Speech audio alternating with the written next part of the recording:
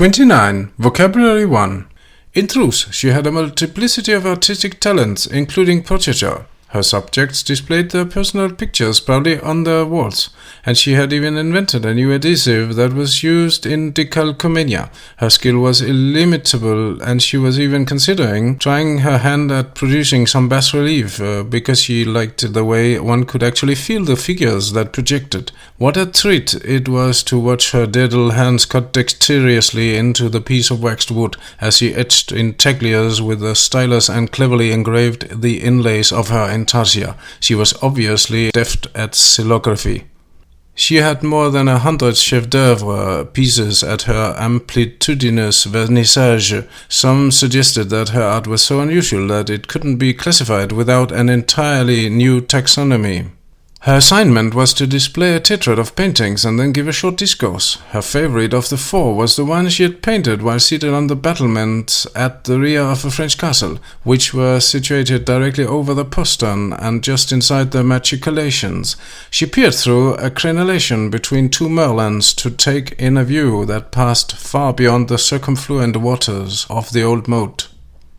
In reality, she was dignified and cautious, reticent and circumspect rather than noncommittal. She had inhibitions about speaking before thinking. She never waffled, she spoke in a concise manner and with candor. Because she was ingenious, straightforward and honest, she didn't believe in circumlocution.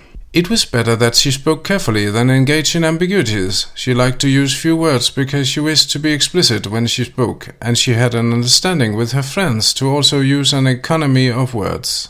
This rule was not written, it was implicit and not inviolate, breakable on occasion. She was composed and sedate, seldom loquacious, and she never burbled. She mulled things over before opening her mouth, unlike some of her multiloquent acquaintances, and it made her seem taciturn. Neither did she use common byword or Elysian, unless for poetic effect, but she did use a few long, sesquipedalian terms in her own phraseology.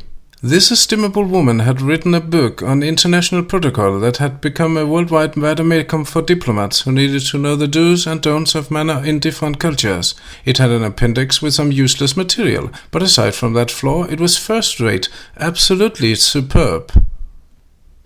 There were reddish hues in the distance, and the comprehensive panoptic vista of the Vermilion cliffs above, with their tendon cracks and rubicund rocks, was beautiful. The panorama included forests, cerulean sky, and the seascape, a scene that was interspersed with shifting colors due to the partly cloudy sky. The circumambient beauty was spectacular. The sky shone above and had the lust of lazulite. How picturesque! She listened to the plangent sounds as she waited for the tide to recede so that she could walk further down the sand. As the water ebbed, she collected many zoophytes that were stranded in the tidal pools. The Capitol, with its tall round columns arranged in colonnades that formed a peristyle around the building, was an impressive edifice with a very different appearance from that of the apteral office buildings around it. It reminded one of the basilicas, coliseums, and other venues of ancient Rome where the people assembled. The colonnades were there to project majesty. They expressed the beauty of neoclassical style. The frieze under the cornice which sat on the architrave was particularly well conceived. In fact, those three pieces of the entablature were a study in skilled artistry. After the last battle, the flag, held aloft by a straight taut rope, waved in the brisk wind. Afterward, it was carefully furled and put away. Love the flag was the credo of the soldiers in the regiment that defended it. It even encouraged some to take up vexillology. Our own American flag is a beautifully wrought piece of work, but its connotation of freedom and patriotism is more important than the creative artistry. It is emblematic of all America stands for. We maffic with refulgent pyrotechnics during the festive, joyous jubilees of the 4th of July to commemorate freedom's beginnings.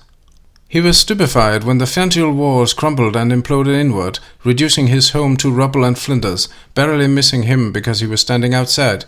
Everything inside was askew, and some of it was asunder. The whole house had suddenly gone to wreck, and he couldn't move.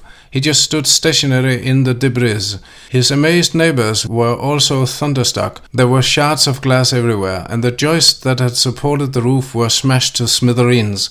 They had all been shivered. Before reconstruction began on the property destroyed by the rocks, the construction company needed to gentrify the entire deteriorated area and build an infrastructure for the new development. The surveyors were busy demarcating the boundaries of the new property when the demolition crew arrived, ready for the disintegration of the ruined buildings. They needed only to carefully ascertain the correct placement of the dynamite. With the demolition complete, trucks arrived with the pallets on which rested the bricks and other building materials. Derricks were then used to unload and place the heavy beams that would support the new structures. Everyone wanted to be sure that the new buildings would be strong, safe and permanent. His buildings were characterized by their symmetry, large dimensions, mansard with double slopes, second-floor oriels, colorful polychromatic designs, rounded coins that made the buildings look softer, and the unusual fenestration that took advantage of the sunlight throughout the day. Before he proceeded, he always made a schema of the client's objective and then worked from that outline. Later, he and the builders would flesh out the details of the plan. He used the outline to determine if the conceptual needs of the clients were being met, especially for those who preferred an unbalanced, asymmetric design.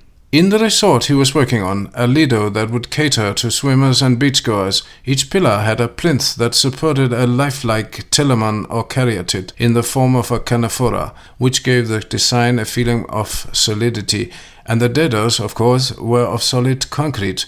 Its ultimate configuration of parts would be similar to an old Greek building, a long, massive, oblong structure in the Hellenistic style.